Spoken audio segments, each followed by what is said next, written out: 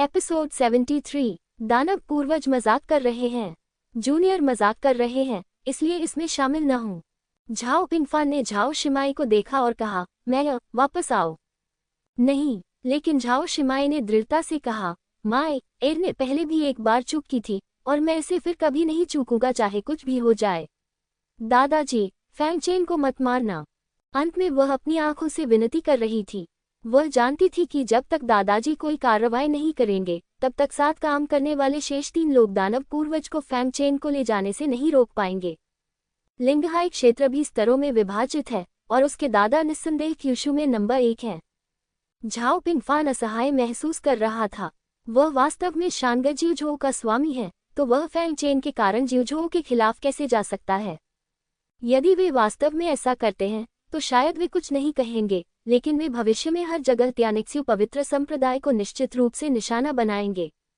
जैसे ही वह कुछ कहने वाला था, फैंगचेन बोल पड़ा। गेहून, जुयान, वापस जाओ, उसने कहा। सच कहूं तो वह इस बात से बहुत प्रभावित हुआ कि वे दोनों इस समय उसके साथ खड़े थे। लेकिन दोनों पक्षों के एक साथ खड़े हो जाने से यह मामला किसी भी तरह नहीं बदलेगा। नहीं, उन दोनों ने फिर भी वही बात कही। फैंगचेन के पास संदेश भेजने के अलावा कोई विकल्प नहीं था। आज्ञाकारी बनो और वापस जाओ। चिंता मत करो, मेरे पास एक प्रतिकार उपाय है और तुम्हारा जीवन खतरे में नहीं होगा। फैंगचेन की बातें सुनने के बाद दोनों ने उसे संदेह से देखा, जैसे कि उन्हें विश्वास नहीं हो रहा हो। फैंगचेन अधिक से अधिक असहाय हो गया, लेकिन फिर भी उसने समझाया, चिंता मत करो, अगर यह वास्तव में एक मृतंत है तो मैं इस तरह खड़ा नहीं होऊंगा। क्या आप नहीं जानते कि मैं किस तरह का व्यक्ति हूँ? दोनों गहरी सोच में पड़ गए। वास्तव में फैंगचेन कभी कभी आवेगपूर्ण तरीके से कार्य करता है, लेकिन हर बार वह अपने लिए एक बैकअप योजना लेकर आता है। इसके अलावा दानव पूर्वज के यहाँ होने के कारण फैंगचेन को मारना आसान नहीं होगा। झाओ शिमाई ने आगे बढ़कर कहा, तो सावधान रहो, अगर सचमुच कोई खतरा हुआ तो मैं फिर खड़ा हो जाऊंगा। लिन जुयान ने फैंगचेन पर गहरी नजर डाली और कहा, सावधान रहो। फैंगचेन ने धीरे से सिर हिलाया और मुस्कुराया, आगे बढ़ो। यद्यपि दोनों ही वहां से जाने के लिए अनिच्छुक थे, फिर भी वे अलग अलग बलों में वापस लौट आए। हालांकि जब वे वापस आए तो स्वाभाविक रूप से झाओ फैनफेन और टोंगटियन मिंग्रेन ने उन पर नजर रखी, जिन्होंने उन्हें खिलवाड़ जारी रखने नहीं दिया। फैंगचेन, मैं तुम्हें आखिरी मौका देता हूँ, रास्ते से हट जाओ। चलो ऐसा दिखावा करते हैं कि कुछ हुआ ही नहीं, स्वर्गीय मंदिर के भगवान ने फिर कहा। लेकिन फैंगचेन ने फिर भी दृढ़ता से अपना सिर हिलाया। ये देखकर स्वर्गीय मंदिर के स्वामी अब विनम्र नहीं रहे। ऐसी स्थिति में मुझे तुम्हारा इंतजार करने के लिए दोष मत दो।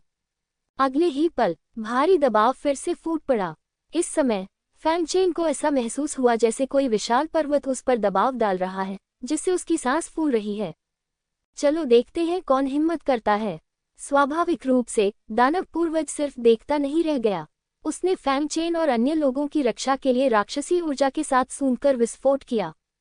ये देखकर अन्य लोग भी दबाव के साथ बाहर निकले, राक्षस पूर्वज की राक्षसी बाधा को तोड़ने की कोशिश की।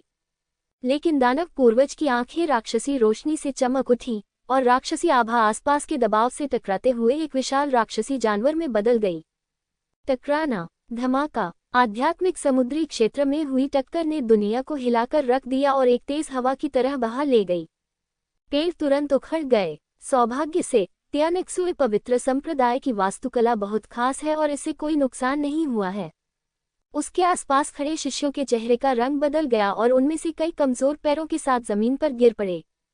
उन्हें ऐसा महसूस हुआ कि जानवरों की एक अंतहीन लहर उनकी ओर दौड़ रही है और कोई भी राक्षस उन्हें कुचलकर मार सकता है। यद्यपि उन्होंने जो सहन किया वह केवल अवशिष्ट शक्ति थी, लेकिन यह ऐसी चीज नहीं थी जिसे वे सहन कर सकें। सौभाग्यवश सभी ओर से महान गुरुओं ने इन शिष्यों की रक्षा के लिए कार्रवाई की, लेकिन बल प्रयोग की टक्कर मात्र से संसार और पृथ्वी का रंग बदल जाने की भयावह आभा ने अनेक शिष्यों को भयभीत कर दिया। राक्षस पूर्वज, ऐसे आदमी की रक्षा करने से आपको कोई लाभ नहीं होगा। मैं आपकी खातिर बहुत विनम्र हूँ। भले ही दानव पूर्वज मजबूत है, लेकिन हमारा सहयोग शायद दानव पूर्वज को सिरदर्द देगा। दानव पूर्वज को कार्रवाई करते देख सभी ने ठंडे स्वर में कहा। दानव पूर्वज शांत दिखे और बोले, इसे अधिक कुछ कहने की आवश्यकता नहीं है, कोई भी इस बच्चे को चोट नहीं पहुंचा सकता। इसकी दुष्ट आत्मा फिर से फूट पड़ी है, पूरे तियानिक्सुए पवित्र संप्रदाय को कवर करते हुए। जब झाओ पिंगफान और यान मियाओ ने ये देखा तो उनकी आभा तुरंत फट गई और दो विशाल हाथों में बदल गई और विशाल जानवर पर दबाव डाला। तभी उन्होंने राक्षसी ऊर्जा के कंपन को बमुश्किल रोका और उपस्थित सभी भिक्षुओं की रक्षा की। दानव पूर्वज, क्या आप कार्रवाई करने जा रहे हैं? यान मियाओ ने ठंडे स्वर में कहा। वह राक्षस पूर्वज से डरता नहीं है, बस थोड़ा सा सावधान रहता है। लेकिन दानव पूर्वज ने कोई जवाब नहीं दिया। फैंगचेन ने कहा, मास्टर दानव पूर्वज, इसकी कोई आवश्यकता नहीं है। फैंगचेन को अपना मुंह खोलते देख दानव पूर्वज ने अपनी राक्षसी शक्ति वापस ले ली। उन्होंने बार बार फैंगचेन के सामने घुटने टेक दिए थे, लेकिन दूसरा पक्ष अभी भी अज्ञानी था। फैंगचेन ने कहा, क्या आप मौत की तलाश में हैं? हो सकता है, लेकिन सभी, क्या आप वास्तव में किसी बड़े युद्ध में शामिल होने की योजना बना रहे हैं? ये सिर्फ आप हैं। क्या आपको लगता है कि यही योग्य है? स्वर्गीय मंदिर के भगवान ने उपहास किया। फैंगचेन ने थोड़ा मुस्कुराते हुए कहा, बेशक मैं इसके लायक नहीं हूँ, लेकिन मैं भगवान दानव पूर्वज को ऐसा करने दे सकता हूँ। जिउझोउ में भिक्षुओं की तुलना में बहुत अधिक राक्षस जानवर हैं, लेकिन राक्षस जानवर सभी बिखरे हुए रेत हैं, जो भिक्षुओं को महाद्वीप का स्वामी बनाता है। ये सुनकर सभी चौंक गए। फैंगचेन ने जारी रखा, लेकिन उसकी अभिव्यक्ति धीरे धीरे ठंडी होती गई। आप वास्तव में हमें मार सकते हैं, लेकिन आप दानव पूर्वज को नहीं मार सकते। अगर मैं मर जाता हूँ तो दानव पूर्वज 9 राज्यों के राक्षसों की शक्ति इकट्ठा करेंगे और भिक्षुओं के शासन को उखाड़ फेंकना शुरू कर देंगे और 9 राज्यों के भिक्षुओं को युद्ध में प्रवेश करने देंगे। कोई आराम नहीं है। फैंगचेन, क्या तुम जानते हो कि तुम क्या बात कर रहे हो? तुम क्यूशु को दुश्मन बना रहे हो। झाओ पिंगफान चिल्लाया। वह फैंगचेन के पागल भाषण को रोकना चाहता था। सचमुच सही है। फैंगचेन को इसकी परवाह नहीं थी। वह अकेला था, तो क्या हुआ अगर वह क्यूशु का दुश्मन था? सबसे बुरी स्थिति में उस समय शेनडोंग क्षेत्र की तरह रहने के लिए कोई जगह नहीं होगी और यह अन्य राज्यों में जाने जैसा होगा। वैसे भी उसका कोई घर नहीं है, इसलिए वह कहीं भी जा सकता है। क्या होगा अगर जानवरों की बाढ़ आ जाए? इसे साफ करने में ज्यादा से ज्यादा कुछ समय लगेगा। क्या आपको सच में लगता है कि आप दानव पूर्वज की मदद से हमें सीमित कर सकते हैं? स्वर्गीय देव मंदिर के स्वामी ने तिरस्कारपूर्वक कहा। और जो उसने कहा वह सच था। लोग जिउझोउ के शासक क्यों बनते हैं, इसका कारण सिर्फ बुद्धि ही नहीं है, बल्कि ताकत भी है। फैंगचेन ने इनकार किए बिना सिर हिलाया। वास्तव में, लेकिन क्या होगा अगर ये राक्षस छिप जाएं और आपके संप्रदाय के साधकों को मार दें? स्वर्गीय देव मंदिर के स्वामी थोड़ा कांप उठे। उनका स्वर्गीय देव मंदिर बहुत बड़ा है और उसके कई शिष्य हैं। यदि दुश्मन अंधेरे में है और वो प्रकाश में है, तो उन्हें निश्चित रूप से भारी नुकसान उठाना पड़ेगा। फिर कौन उसके स्वर्गीय ईश्वर मंदिर में शामिल होगा? वे इसका खर्च कैसे उठा सकते हैं? अन्य मजबूत पुरुष भी भारी दिख रहे थे। फैंगचेन ने यह बात न केवल स्वर्गीय देव मंदिर के स्वामी से कही, बल्कि उनसे भी कही। और दानव पूर्वज की शक्ति के साथ वह वास्तव में सभी जानवरों को आदेश दे सकता है, जो एक कारण है कि झाओ पिंगफान और अन्य लोग दानव पूर्वज के प्रति सम्मान रखते हैं। तुमने क्या करने की हिम्मत की? तुम मर जाओगे, स्वर्गीय देव मंदिर के स्वामी ने क्रोधित होकर कहा। फैंगचेन मुस्कुराया। मैं जीवित लौटने की योजना नहीं बना रहा हूँ। हर कोई हैरान था, कितना क्रूर व्यक्ति था। उसी समय सभी को अचानक एहसास हुआ कि जब फैंगचेन खड़ा हुआ था तो उसका जीवित बचने का कोई इरादा नहीं था। युवा पीढ़ी में ऐसे साहस वाले लोग बहुत कम हैं। एक क्षण में ही वहां सन्नाटा छा गया और किसी को समझ में नहीं आया कि क्या करें। वास्तव में अधिकांश ताकतें इसमें शामिल होने के लिए तैयार नहीं हैं। वे अच्छी तरह जानते हैं कि भले ही उन्हें विश्व वृक्ष मिल जाए, लेकिन उनका हिस्सा नहीं होगा। यदि वे विश्व वृक्ष प्राप्त नहीं कर पाते और मुसीबत में पड़ जाते हैं, तो ये बहुत बड़ी क्षति होगी। सब लोग, डुआनमू जिंग भी खड़े हो गए और ठंडे स्वर में कहा, मेरे भाई और बहन वर्तमान डुआनमू परिवार के मालिक के वंशज हैं। मुझे विश्वास है कि आप सभी हमें मारने की कीमत जानते हैं। ये शब्द निकलते ही पूरा माहौल शांत हो गया। उन्होंने सोचा कि डुआनमू भाई बहन डुआनमू परिवार के साधारण प्रतिभाशाली लोग थे, लेकिन उन्होंने यह उम्मीद नहीं की थी कि वे वास्तव में डुआनमू परिवार के स्वामी के वंशज थे। अगर वे वास्तव में यहाँ मर गए, तो मुझे डर है कि डुआनमू परिवार का मालिक उन्हें मारने के लिए जिउझोउ आएगा। डुआनमू जिंग ने अपने दिल में आह भरी। वह अपनी पहचान उजागर नहीं करना चाहता था। डुआनमू परिवार के शिष्यों को बाहर रहते हुए दूसरों पर अत्याचार करने के लिए अपनी स्थिति का उपयोग करने की सख्त मनाही है। खास तौर पर मूल वंशजों के लिए तो यह और भी सख्त है। ये डुआनमू परिवार के अपने वंशजों को प्रशिक्षित करने के साधनों में से एक है। लेकिन अब स्थिति गंभीर है। फैंग चेन उनके लिए अपनी जान कुर्बान करने को तैयार है। उन्हें और किस बात की चिंता है? हाय! एक लंबी आह ने सन्नाटा तोड़ दिया। सबने देखा कि आहें भरने वाला व्यक्ति झाओ पिंगफान था। उसने फैंग चेन की ओर देखा और कहा, मित्र फैंग, मुझे बताओ कि इस मामले से कैसे निपटना है। पूरा दर्शक फिर से चुप हो गया। झाओ पिंगफान ने वास्तव में हार मान ली। फैंग चेन को आश्चर्य नहीं हुआ। वास्तव में लोगों के इस समूह ने पहले ही महसूस कर लिया है कि विश्व वृक्ष डुआनमू बैक्स्यू के हाथों में नहीं है। मजबूर करने का कारण यह है कि उच्च वर्ग द्वारा निम्न वर्ग के शोषण से वे नाराज हो गए हैं। आखिर ऊपर वाले लोग तो हमेशा ही लोगों को भेजकर उनसे वह अवसर छीन लेते हैं जो उनका होना चाहिए। इससे उन्हें गुस्सा क्यों नहीं आता? अगर उन्होंने डुआनमू बैक्स्यू को इस तरह जाने दिया तो उनकी गरिमा कहाँ है? उन्होंने थोड़ा झुककर कहा, ये बहुत आसान है, कोई खेल खेलो। ओह, कौन सा खेल? झाओ पिंगफान को बहुत दिलचस्पी थी। फैंग चेन ने कहा, रिंग लड़ाई। फैंग चेन मुस्कुराया, अपने साथ आए प्रतिभाशाली लोगों की ओर देखा और कहा, अगर मैं इस प्रतियोगिता में प्रथम स्थान जीतता हूं तो यह मामला यही खत्म हो जाएगा। ये शब्द कहे जाने के बाद सभी लोग आश्चर्य से फैंग चेन की ओर देखने लगे। लेकिन जल्द ही हंसी फूट पड़ी। हाँ, वह वास्तव में प्रथम बनना चाहता है। तुम क्या सोच रहे हो? क्या तुम सचमुच सोचते हो कि तुम अजेय हो? आप केवल झोंग युआन क्षेत्र में हैं। क्या आप सचमुच सोचते हैं कि आप अजेय हैं क्योंकि आपने संयोग से संत झाओ को हरा दिया? मैं हंसते हंसते मरा जा रहा हूँ। वरिष्ठ भाई न्यांजी और वरिष्ठ भाई ज्यानहुओ दोनों ही दाव के 5वें स्तर पर हैं और वे शीर्ष स्तर के राक्षस हैं। वे 9वें स्तर के खिलाफ लड़ सकते हैं। उसे इतनी हिम्मत कहाँ से मिलती है? वहाँ लगातार हंसी चल रही थी और हर कोई सोच रहा था कि फैंग चेन पागल हो गया है। लेकिन फैंग चेन सभी के उपहास के सामने शांत रहा। मेंग याओ, जो शो देख रही थी, ने अपने मुंह के कोनों को थोड़ा ऊपर उठाया और मुस्कुराते हुए डांटा, कितना चालाक आदमी है। इससे पहले उसने फैंग चेन के साथ शर्त लगाई थी कि वह इस जिउझोउ सम्मेलन में प्रथम आएगी। जब तक फैंग चेन को प्रथम स्थान मिलता रहेगा, वह असली मेंग याओ से मिल सकता है। इस बार फैंग चेन ने अभी भी जिउझोउ सम्मेलन में प्रथम स्थान प्राप्त करने पर दांव लगाया, जो उसका लक्ष्य था। झाओ पिंगफान ने फैंग चेन को गहराई से देखा और पूछा, क्या होगा अगर मैं प्रथम स्थान नहीं जीत पाया? मैं जांच करवाने को तैयार हूँ। फैंग चेन के उत्तर देने से पहले डुआनमू बैक्स्यू ने पहले बात की। फैंग चेन ने आश्चर्य से डुआनमू बैक्स्यू को देखा। डुआनमू बैक्स्यू ने फैंग चेन को दृढ़ता से देखा। मुझे विश्वास है कि आप ये कर सकते हैं। फैंग चेन को थोड़ा और अच्छा लगा। यह अपनी जिंदगी उसे सौंपने से अलग नहीं था। झाओ पिंगफान ने स्वर्ग के मंदिर के स्वामी जियानहुओ और अन्य लोगों को देखा। सभी ने सिर हिलाकर सहमति जताई। उनके पास मना करने का कोई कारण नहीं था, क्योंकि फैंग चेन की साधना केवल झोंग युआन के 8वें स्तर पर थी। हालांकि नियांजी और अन्य लोग साधना के 5वें स्तर पर पहुंच चुके हैं। चाहे आप इसे किसी भी तरह से देखें, फैंग चेन के पास पहला स्थान जीतने का कोई मौका नहीं है। ऐसी स्थिति में तो अपनी बात पर कायम रहो। झाओ पिंगफान ने सिर हिलाया।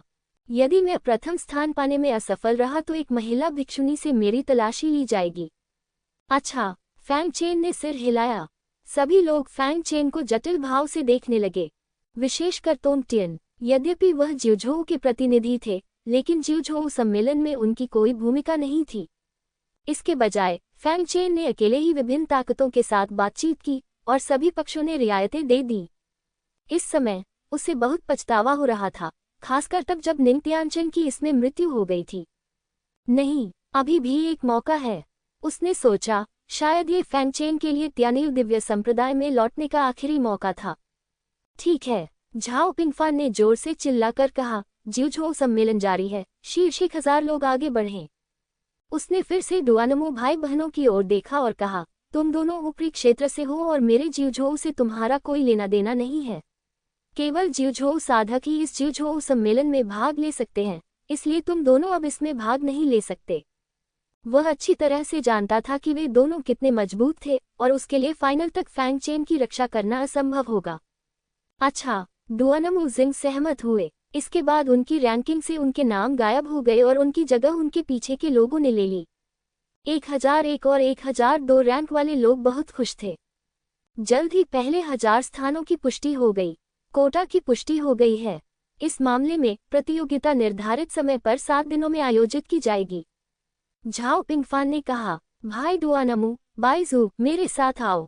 फैंग चेन ने डुआनमू भाई और बहन से कहा। ठीक है। स्वाभाविक रूप से दोनों को कोई आपत्ति नहीं थी।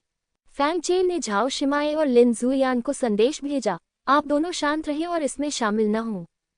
अब वह क्यूशू का सार्वजनिक दुश्मन होने से अलग नहीं है और वह नहीं चाहता कि उसके कारण उन दोनों पर कोई असर पड़े। हाँ, दोनों ने आज्ञाकारी भाव से सिर हिलाया। दानव पूर्वज, छोटा मित्र फैंग। झाओ पिंगफान ने झुककर कहा, मैंने पहले ही संप्रदाय में रहने की व्यवस्था कर दी है, आप वहां जाकर आराम कर सकते हैं। अब जब जिउझोउ सम्मेलन विशेष परिस्थितियों में है तो कृपया इधर उधर न भागें। उसने ऐसा इसलिए किया क्योंकि उसे डर था कि दुआनमू बैक्सुए मौके का फायदा उठाकर भाग निकलेगी। दानव पूर्वज और फैंग चेन भी स्वाभाविक रूप से समझ गए। फैंग चेन ने सिर हिलाया और कहा, धन्यवाद संप्रदाय मास्टर झाओ, आपका स्वागत है। झाओ पिंगफान ने शांति से कहा और फिर झाओ तोंगदाओ से कहा, कुछ ताओवादी दोस्तों को आराम करने के लिए ले जाओ। हाँ, झाओ टोंग ने सहमति जताते हुए दानव पूर्वज और अन्य लोगों की ओर इशारा किया, सभी लोग कृपया। फैंग चेन ने थोड़ा सिर हिलाया और डुआनमू भाई बहनों और अन्य लोगों के साथ झाओ टोंग के साथ चला गया। बाकी लोगों ने फैंग चेन और अन्य लोगों को जाते हुए देखा, लेकिन कोई भी कुछ नहीं बोला। फैंग चेन और अन्य लोगों के दूर चले जाने के बाद स्वर्गीय देव मंदिर के स्वामी ने कहा, एक जूनियर के साथ शर्त लगाना आपकी गरिमा के नीचे है। मुझे लगता है कि हमें उन्हें पकड़ लेना चाहिए और उनकी तलाशी लेनी चाहिए ताकि पता चल सके कि उनके पास विश्व वृक्ष है या नहीं। अगर उनके पास है तो हम इसमें संकोच नहीं करेंगे, भले ही इसका मतलब दानव पूर्वज और डुआनमू परिवार को अपमानित करना हो। लूली लेबिरिंथ के स्वामी निंग माओ ने ठंडे स्वर में कहा। वह ये नहीं भूला था कि फैंग चेन ने उसके महल में प्रतिभाशाली व्यक्ति को मार डाला था और उसका खजाना छीन लिया था, इसलिए उसने फैंग चेन को मारने के लिए ये सुझाव दिया। स्वर्गीय देव मंदिर के स्वामी ने उसकी ओर ठंडी दृष्टि से देखा और कहा, जब दानव पूर्वज यहाँ थे तब तुम खड़े होकर क्यों नहीं बोले? निंग माओ थोड़ा बदसूरत लग रहा था, लेकिन उसने स्वर्गीय देवताओं के मंदिर के स्वामी को अपमानित करने की हिम्मत नहीं की। आखिरकार उसकी लूले लेबिरिंथ केवल मध्य के 3 डोमेन में शीर्ष शक्ति है और वह ऊपरी 3 डोमेन की शक्तियों को अपमानित करने की हिम्मत नहीं करता। जहां तक इस बात का सवाल है कि उसने पहले बोलने की हिम्मत क्यों नहीं की, तो स्वाभाविक रूप से ऐसा इसलिए था क्योंकि वह दानव पूर्वज को नाराज करने से डरता था। इसलिए उन्होंने इस समय ही अपने विचार कहने का साहस किया। ठीक है, झाओ पिंगफान ने कहा, अब और कुछ कहना बेकार है। क्या आपको अपने संप्रदाय की प्रतिभा पर कोई भरोसा नहीं है? आप जानते हैं, दूसरी पार्टी केवल झू युआन के 9वें स्तर पर है। जैसे ही ये शब्द बोले गए, सारा स्थान शांत हो गया। हालांकि फैंग चेन भी एक राक्षस है, लेकिन उसका क्षेत्र वही है। 2 प्रतिभाशाली लोग हैं जो ताओ के 5वें स्तर तक पहुंच गए हैं और 5 या 6 ऐसे लोग हैं जो चौथे स्तर तक पहुंच गए हैं। इसके अलावा उनमें से प्रत्येक में उच्च स्तर के विरोधियों के खिलाफ लड़ने की क्षमता है। इतनी ताकत के साथ वे कैसे हार सकते हैं? क्या होगा अगर वह 7 दिनों के भीतर विश्व वृक्ष को स्थानांतरित कर दे? किसी ने पूछा। स्थानांतरण करना? झाओ पिंगफान ने हल्के से मुस्कुराते हुए कहा, ये किसका क्षेत्र है? मैं किसी भी स्थानिक उतार चढ़ाव को तुरंत महसूस कर सकता हूँ, इसलिए चिंता न करें। चूंकि झाओ पिंगफान ने भी यह कहा था, इसलिए किसी के पास कोई अन्य राय नहीं थी। उनके लिए यह बस कुछ दिन और इंतजार करने की बात है, जो कुछ भी नहीं है। ठीक है, चलो क्यूशू सम्मेलन जारी रखते हैं। सभी लोग कृपया अपनी सीटों पर वापस आएं और चर्चा शुरू करें। वास्तव में अगले 7 दिन न केवल उस प्रतिभा के लिए तैयारी का समय है जो अभी अभी गुप्त क्षेत्र से बाहर आई है, बल्कि महान शक्तियों के लिए दांव पर चर्चा करने का एक दुर्लभ अवसर भी है। ये सभी उपस्थित शिष्यों के लिए एक महान अवसर है। आखिरकार इतने सारे महान लोगों का एक साथ दांव पर चर्चा करने के लिए इकट्ठा होना अत्यंत दुर्लभ है। फैंग चेन वास्तव में इस चर्चा के बारे में जानता था और इसे बनाए रखना चाहता था, लेकिन वह अच्छी तरह जानता था कि वह क्यूशू का दुश्मन बन चुका है और अगर वह यहीं रहा तो उसके साथ अच्छा व्यवहार नहीं किया जाएगा और उसके पास करने के लिए और भी महत्वपूर्ण काम है। ये तो रास्ता पूछने के दायरे में प्रवेश करना है। ये सही है। वह 7 दिनों के भीतर रास्ता पूछने के दायरे में प्रवेश करना चाहता है, क्योंकि केवल दांव में प्रवेश करके ही आपको प्रथम स्थान जीतने का मौका मिल सकता है। ये बात न केवल ताओ क्षेत्र के लिए सत्य है, बल्कि शरीर क्षेत्र के लिए भी सत्य है। वह कुछ बहुत ही अजीब काम करने जा रहा था, जो दोनों क्षेत्रों में एक बड़ी सफलता थी। झाओ टोंग ने फैंग चेन और अन्य लोगों को एक विशाल हवेली में ले गया। उन्होंने कहा, मास्टर दानव पूर्वज, छोटे दोस्त फैंग, ये हवेली विशेष रूप से आपके लिए तैयार की गई थी। अगर कोई ऐसी चीज है जो विचारपूर्ण नहीं है तो कृपया मुझे बताएं। मैं निश्चित रूप से आपकी संतुष्टि के लिए इसकी व्यवस्था करूंगा। फैंग चेन जानता था कि उसके सामने वाला व्यक्ति झाओ शिमाई के पिता थे, इसलिए उसने झुककर कहा, धन्यवाद वरिष्ठ। झाओ टोंग ज्यादा देर तक नहीं रुका। उसने फैंग चेन को गहराई से देखा और फिर चला गया। फैंग चेन ने डुआनमो भाई बहनों से कहा, आप दोनों, मैं ज्यादा कुछ नहीं कहूंगा। समय निकला जा रहा है, मुझे एकांत में जाना होगा। 7 दिन बहुत कम थे और वह समय बर्बाद नहीं करना चाहता था। भाई फैंग, क्या आप पूछना चाहते हैं? डुआनमो जिंग ने फैंग चेन की योजना देखी। फैंग चेन ने सिर हिलाया। क्या 7 दिन बहुत कम नहीं है? डुआनमो बैक्स्यू ने चिंतित होकर कहा।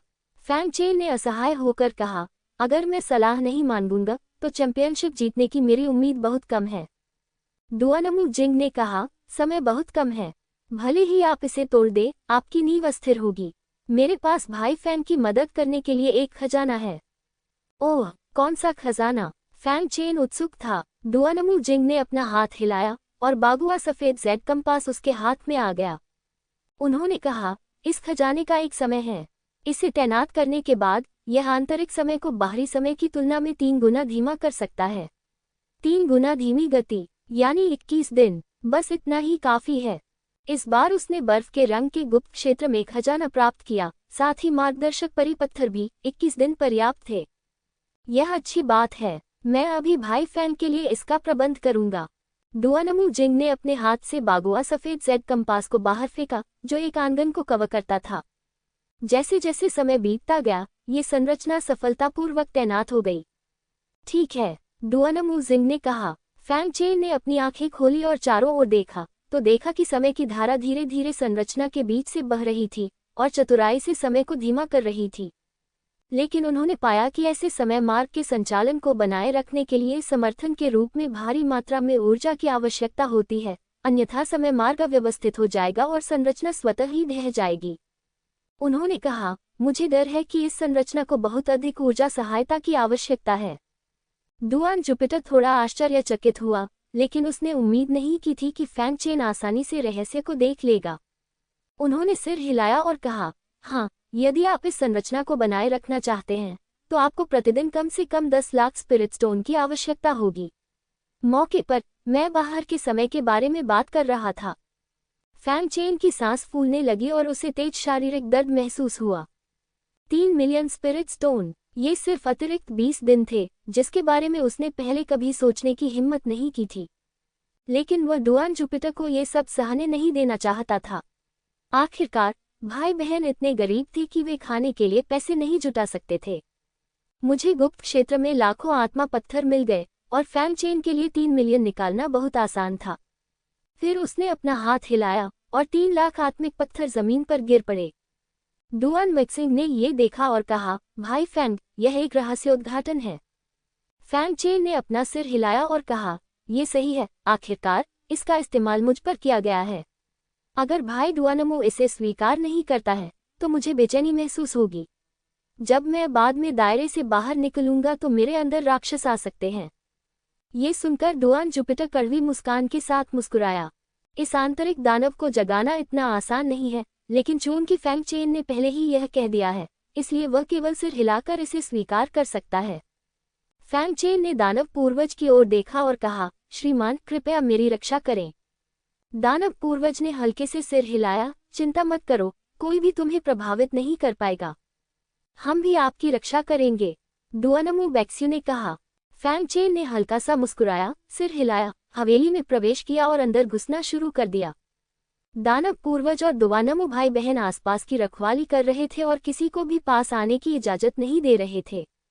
हवेली में प्रवेश करने के बाद फैंग चेन जमीन पर पैर फैलाकर बैठ गया और वह सभी खजाने बाहर निकालने लगा जिन्हें वह तोड़ना चाहता था। रास्ता पूछना अमर पत्थर, रंगीन पूछने वाला तरल, दिव्य शरीर सुनहरा पानी। इसके अतिरिक्त वहाँ दिव्य अमृत भी है जिन्हें उसने पहले परिष्कृत किया था। वे सभी सफलता प्राप्त करने के लिए आवश्यक अमृत हैं। मूलतः भौतिक क्षेत्र में दैवीय शक्ति को भेदने के लिए उनके पास ज्यादा तैयारी नहीं थी, लेकिन बर्फ के रंग वाले गुप्त क्षेत्र की इस यात्रा के परिणामस्वरूप स्वर्गिक तापमान वाले सुनहरे पानी का एक पूरा कुंड सामने आया। सोने के पानी की ये बूंदें, जो ऊंची कीमत पर बेची जा सकती हैं, फैंग चेन के लिए दिव्य शक्ति क्षेत्र की दहलीज को तोड़ने के लिए पर्याप्त हैं।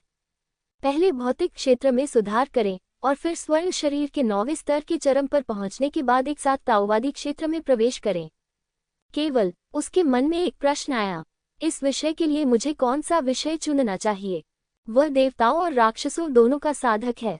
चाहे वह जादुई शब्द ताओवाद का अभ्यास कर रहा हो या दिव्य शब्द ताओवाद का, ये देवताओं और राक्षसों के मार्ग के विरुद्ध है। आखिरकार एक ताओवादी पाठ में विशेषज्ञता हासिल करने से दूसरा पाठ कमजोर हो जाएगा, जिससे संतुलन खो जाएगा और देवताओं और राक्षसों का मार्ग नहीं रह जाएगा। जब फैंग चेन असमंजस में था, तभी छोटे टॉवर ने एक हल्की तरंग उत्सर्जित की जो उसे विश्व वृक्ष की ओर ले गई। ज़ियाता मुझे बता रहा है कि पुनर्जन्म का विश्व वृक्ष ताओवाद में प्रमुखता से पढ़ाई करने के मेरे निर्णय का मुख्य कारक है। उसने विश्व वृक्ष की ओर देखा। दानटियन में विश्व वृक्ष बहुत अच्छा व्यवहार करता है और दानटियन में दृढ़ता से निहित है। फैंग चेन मूल रूप से इस पेड़ का निरीक्षण करना चाहते थे, लेकिन समय की कमी के कारण उन्होंने पहले इसकी देखभाल नहीं की। ज़ियाओटा के व्यवहार को देखकर वह अचानक विश्व वृक्ष के बारे में उत्सुक हो गया। क्या ज़ियाता मुझे पुनर्जन्म के मार्ग पर चलने के लिए कह रहा है? ऐसा नहीं होना चाहिए। ज़ियाता स्पष्ट रूप से चाहता है कि मैं देवताओं और राक्षसों के मार्ग पर आगे बढ़ूं। बीच में पुनर्जन्म के मेरे अभ्यास को बदलना असंभव है। उसके हृदय में संदेह था और उसकी आध्यात्मिक चेतना धीरे धीरे विश्व वृक्ष के पास पहुंची और उससे संवाद किया। जिस क्षण उसने पुनर्जन्म के विश्व वृक्ष को छुआ, फैंग चेन को ऐसा लगा जैसे वह किसी दूसरी दुनिया में प्रवेश कर गया हो।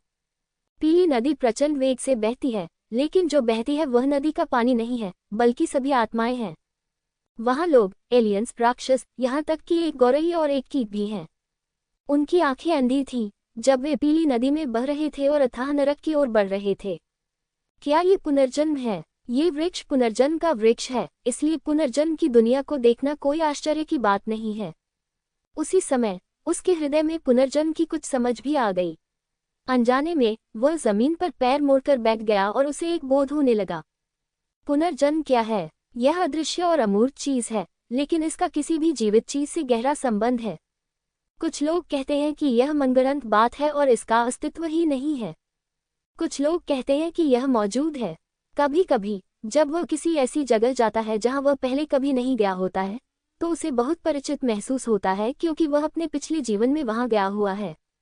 लेकिन पुनर्जन्म किसने देखा है? पुनर्जन्म कैसा दिखता है? पुनर्जन्म क्यों होता है? कोई जवाब नहीं दे सकता। यही कारण है कि पुनर्जन्म के मार्ग को साधना के 3 सबसे कठिन मार्गों में से एक माना जाता है, क्योंकि यदि आप इसका अभ्यास करना भी चाहते हैं तो आपको यह नहीं पता होता कि शुरुआत कहाँ से करें। और फैंग चेन के पास विश्व वृक्ष है जो पुनर्जन्म का प्रतिनिधित्व करता है। साथ ही देवताओं और राक्षसों की 2 स्वर्गीय हड्डियां भी हैं और उसकी समझ आश्चर्यजनक है। केवल 3 दिनों में फैंग चेन के पीछे ताओ की आभा में उतार चढ़ाव शुरू हो गया और 2 ताओवादी शिलालेख धीरे धीरे प्रकट हुए जो शब्द गोल और संसार थे। एक पल में एवेन्यू की आभा फट जाती है।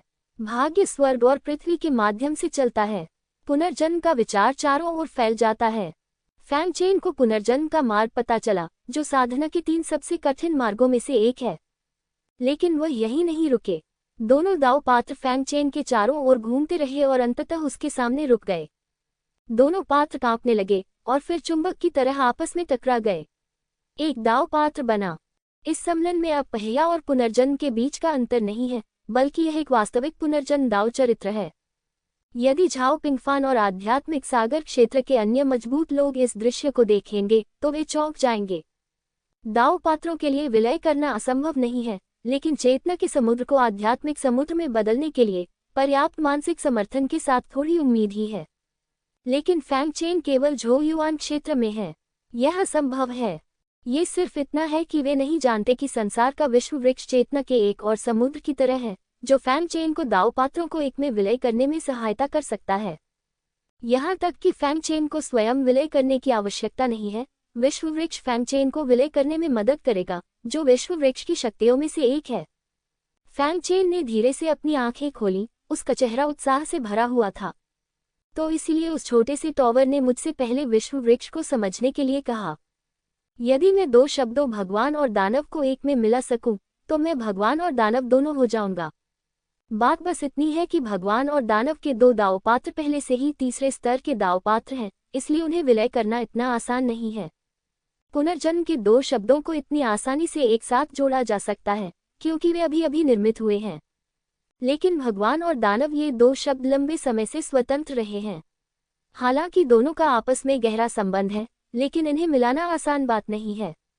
लेकिन फैंग चेन जल्द ही खुश हो गया। चाहे कुछ भी हो, भगवान और दानव के दो शब्दों को मिलाना ही होगा। चूंकि मैं इस रास्ते पर हूँ, इसलिए मैं बीच में हार नहीं मान सकता।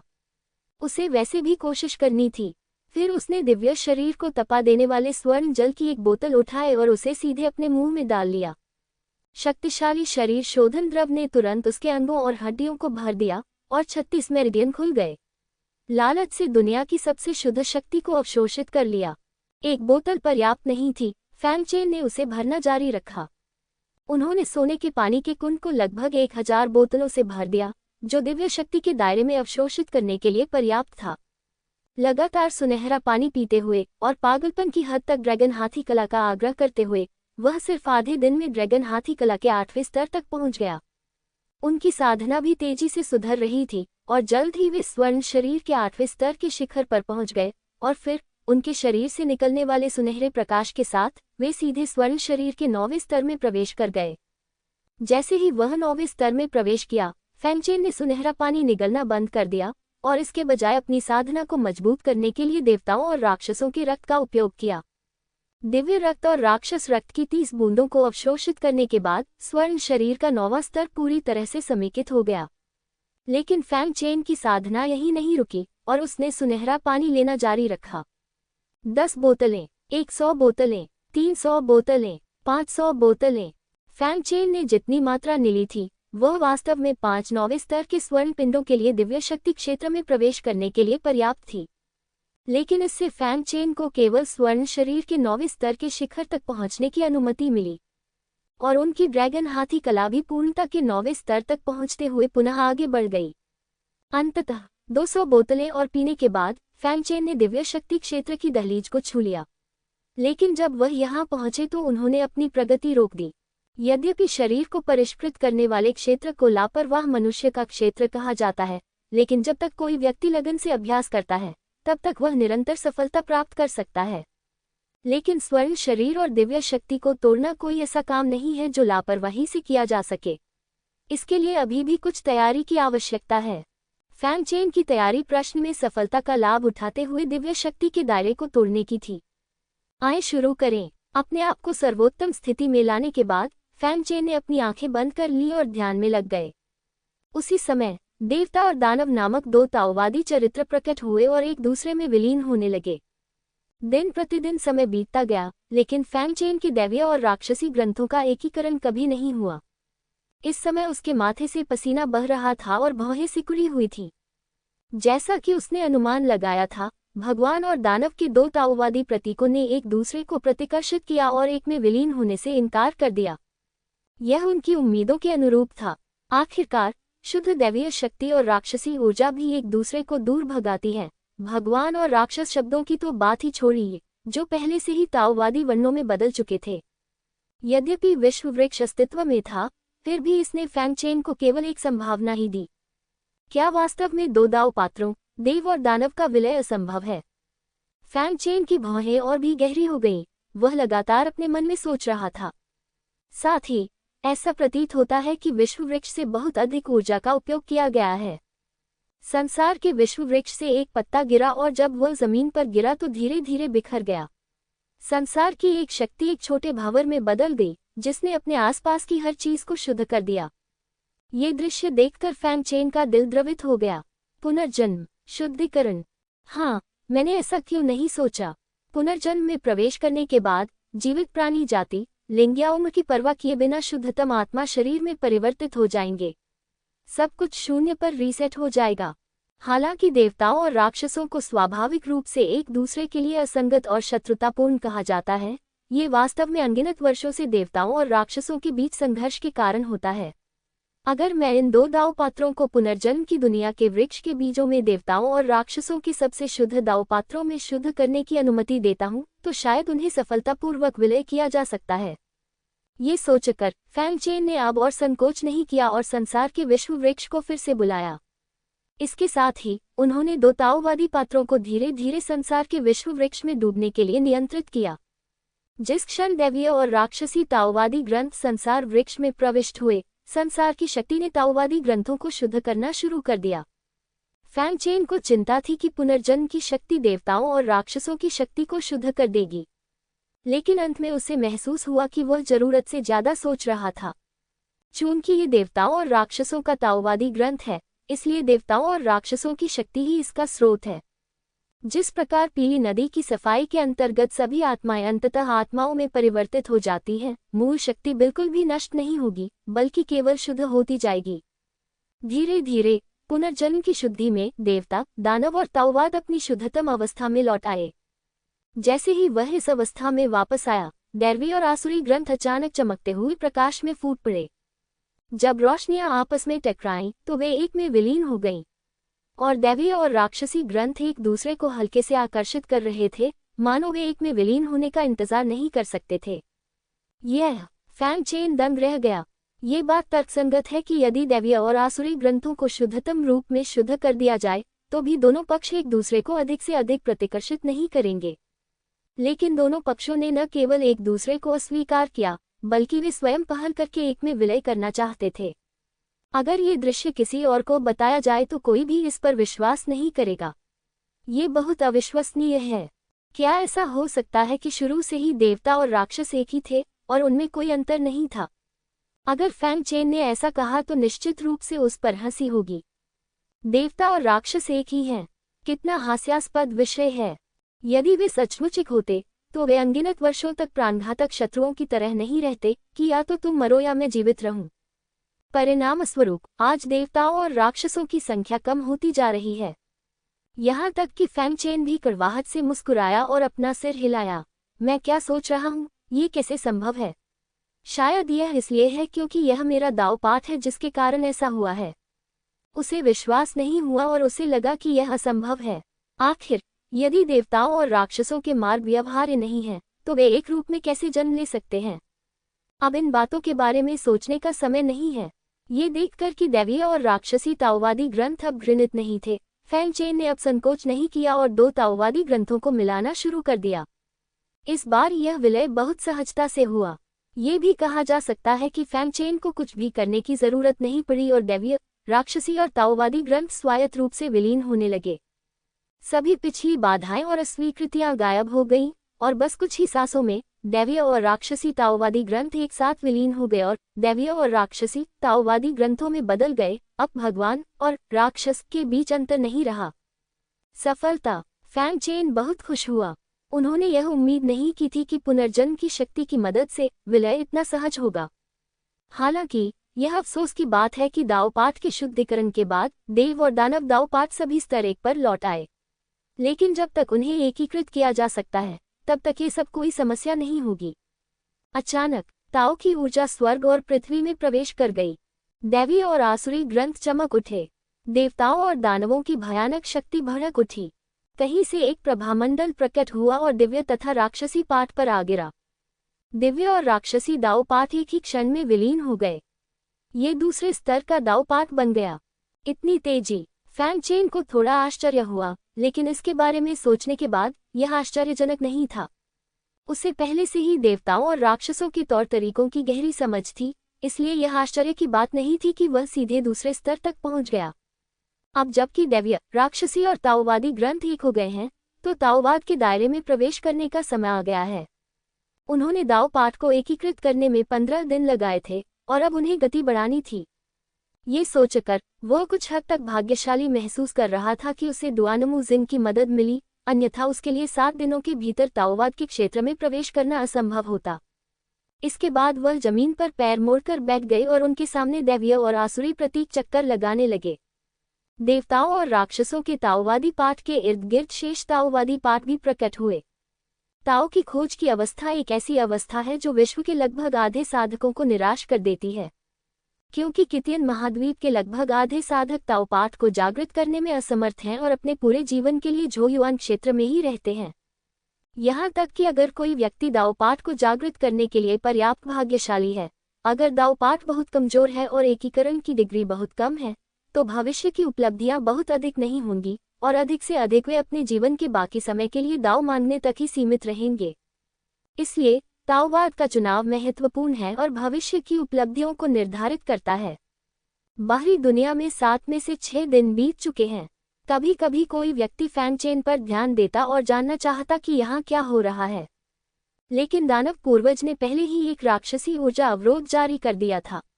जब तक कोई जबरन अवरोध को तोड़कर अन्वेषण नहीं करना चाहता, तब तक आत्मा सागर क्षेत्र में एक शक्तिशाली व्यक्ति भी इस स्थान का अन्वेषण नहीं कर पाएगा।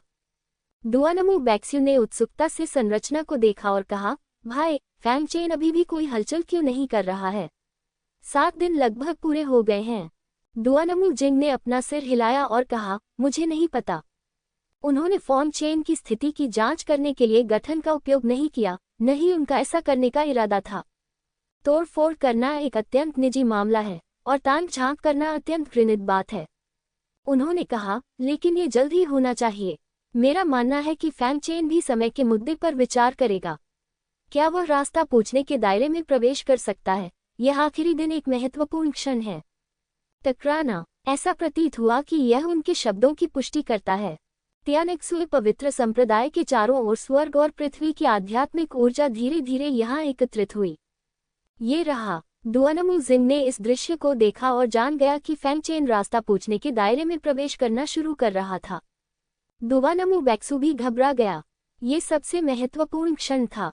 उनके अलावा जिउझोउ सम्मेलन में हर कोई भी स्वर्ग और पृथ्वी में इस अजीब घटना से आकर्षित हुआ और उसने इस पर गौर किया।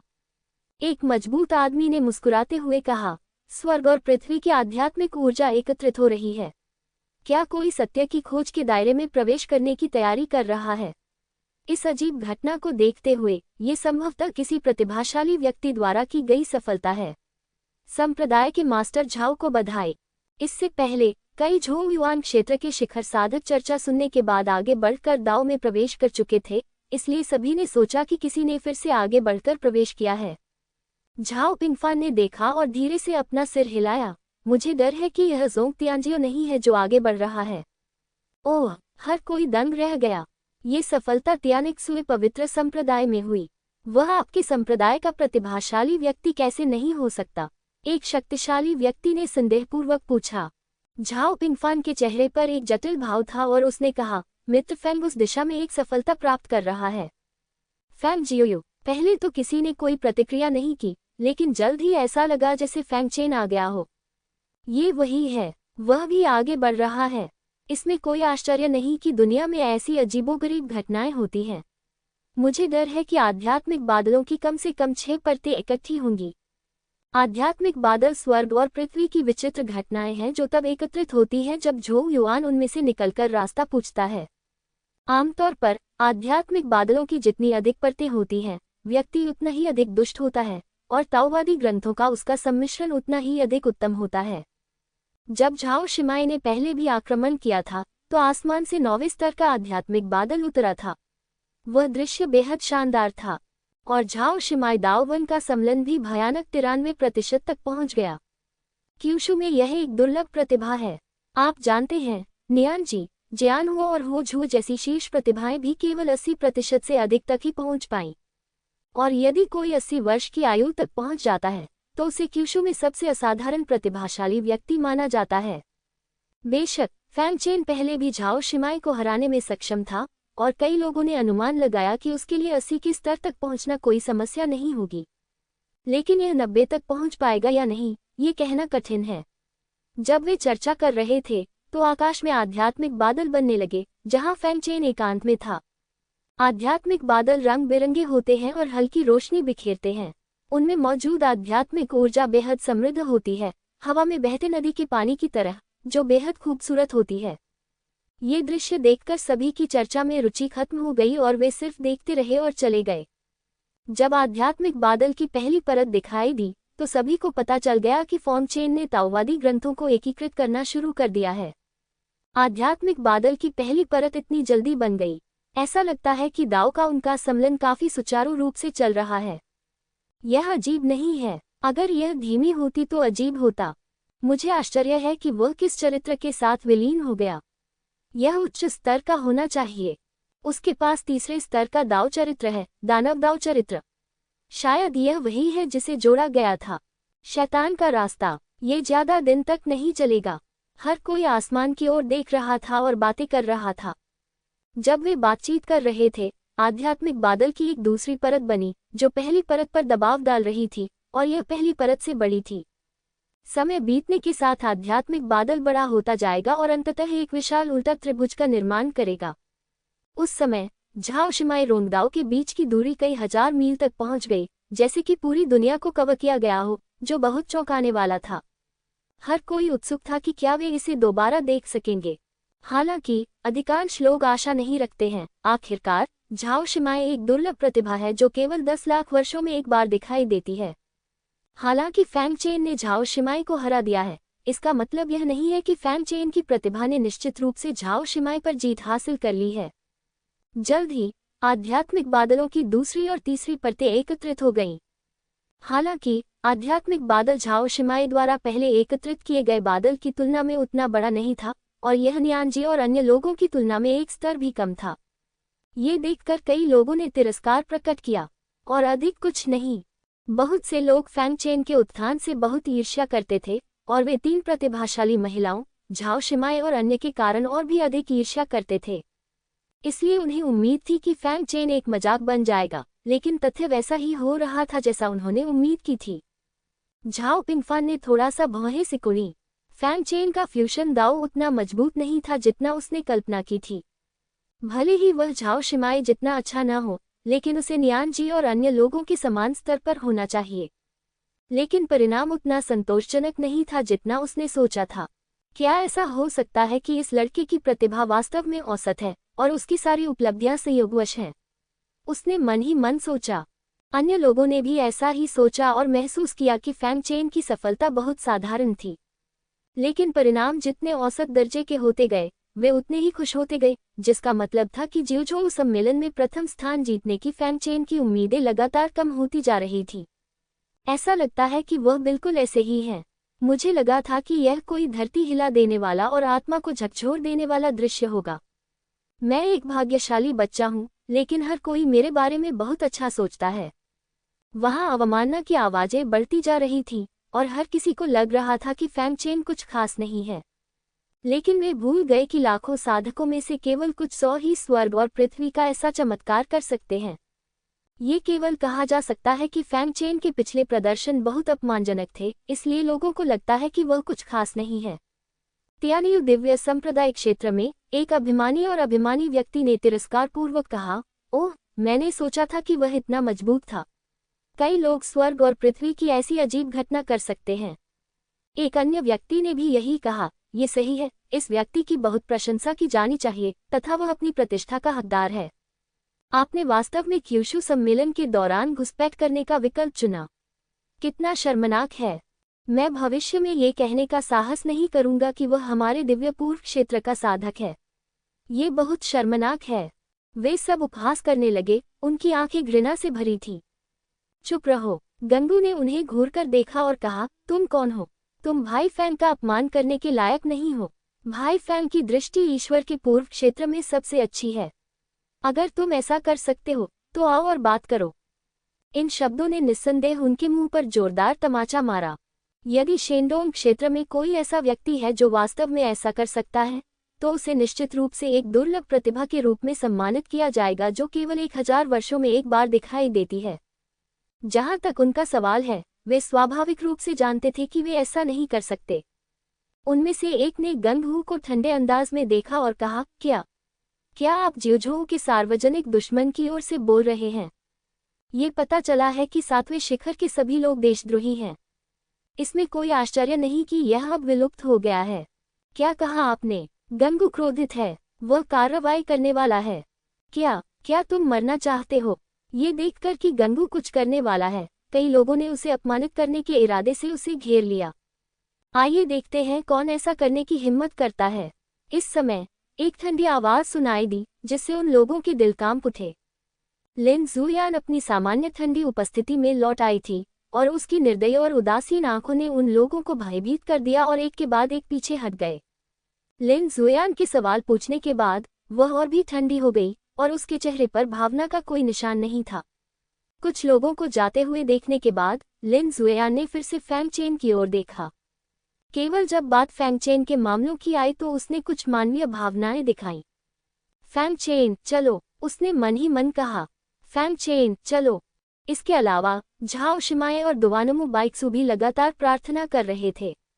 यहाँ तक कि मेंग याओ की अभिव्यक्ति भी थोड़ी बदल गई और वह फैंग चेन की सफलता की प्रतीक्षा कर रही थी। इस समय फैंग चेन जमीन पर पैर फैलाकर बैठा था और उसके सामने दैवीय और राक्षसी ग्रंथ तैर रहे थे। दोनों ऊर्जाएं एक दूसरे से जुड़कर अपनी अपनी शक्तियां संचारित करती हैं और सुनहरे अंडे ने भी फैंग चेन को आगे बढ़ने में सहायता की। मनुष्य और पशु ने आत्मा अनुबंध तकनीक का अभ्यास किया और जब वे साथ साथ अभ्यास करते थे तो उनकी गति अकेले अभ्यास करने की तुलना में बहुत अधिक होती थी। यहाँ तक कि जब वह टूट जाता है तब भी वह दूसरे पक्ष को सहायता प्रदान कर सकता है। ये क्यूई लिंग जुए की शक्ति है। हालांकि उस समय पशु वशीकरण संप्रदाय में बहुत कम लोग थे जो इस तकनीक का अभ्यास करने का साहस करते थे, क्योंकि राक्षसों की समझ का स्तर कम था और अगर वे स्थिर खड़े रहते तो यह एक बोझ बन जाता। तब तक पछताने के लिए बहुत देर हो चुकी होगी। अचानक फैंग चेन ने धीरे से अपनी आंखें खोली और देवताओं और राक्षसों की ताओवादी पाठ की ओर देखा।